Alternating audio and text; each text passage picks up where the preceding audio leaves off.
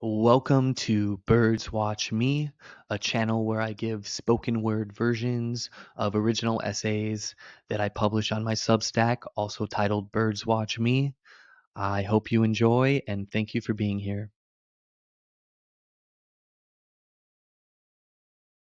Oh, ye lucky ones, what an unlucky era for you to have been born in. How much it seems your luck must now remain entirely self contained, given good luck is right now seen to be in bad taste. So you've sat on your luck, perhaps out of guilt, and you're guilty of that. The fault of envy, you understand, is now being laid on the doorstep of those who inspire it. There's a world of prosecuting enviers out there, indicting the envied. So we hide. So we hide our luck. So who can blame you?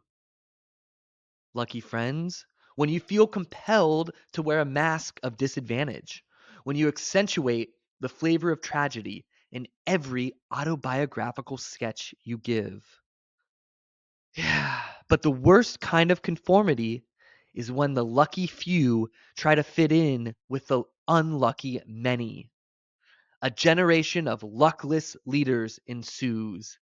Out of modesty, luck hidden.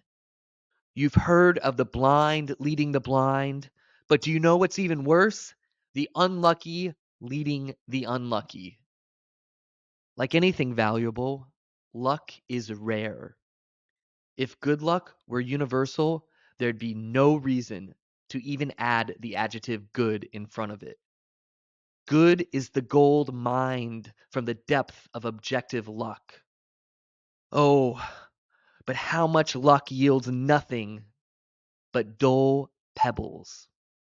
What's needed now, more than almost anything, a compelling story to inspire the lucky to use their luck. Use it. Stubborn pedestrians whose cars are filled to the brim with gas, and yet they walk in a day what they could have crossed in half an hour. That is to have luck and not to use it. Out of principle, they say. And I, being an absolute advocate of walking, I should state that this is very much a metaphor I'm using here. A lucky bus driver ensures many souls reach their home. Think about that. Woe to the lucky who have no compelling story to tell themselves regarding their luck, especially when born in a society pathologically egalitarian, such as ours. It becomes scarlet luck, and out of self defense, they try to seek to keep it hidden. Perhaps this is you, blessed with parents who love you, whose aim and stated purpose was to give you every advantage they could manage. And grown from that loving home, you've been blessed with keen mind and empathy of spirit. And yet, when you reflect on your life with critical eyes, you discover a recurring pattern of derailing yourself as if on purpose, as if in denial that you've been given this luck, that is not there. But why? The scarlet luck you've sought to keep hidden.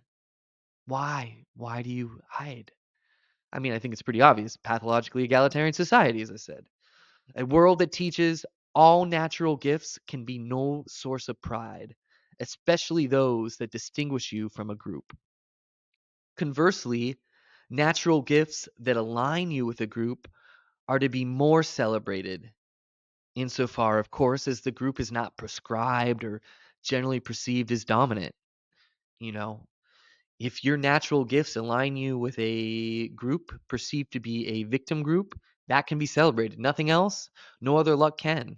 Imagine if Julius Caesar grew up in that kind of ideology. He wouldn't become Julius Caesar. Ah, but friends, it's periodically worth asking yourself how much out of ourselves, because of short-sighted charity, humility, have we left undeveloped?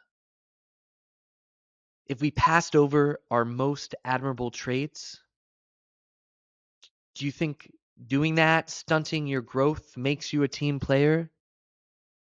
But isn't it an act of preemptive selfishness by doing that? By not letting your luck become what may, letting your luck germinate in the world? You're taking back at conception what one day you could give back in realization. And to close, let me just say that one more time. For those, and you know it in your heart, there are some that are not lucky, and my heart goes out to them. But there are those, and they are the exception, as I said. But I feel like many of you listening to this right here, right now, you know sometimes things just align in your life, or you were born in a place you didn't decide, but you're there, and it's a good surrounding, and you feel like there's potential. You feel like there's something you're meant to do. And to not heed that call, it is taking back at conception what one day you could give back in realization. Thank you for listening.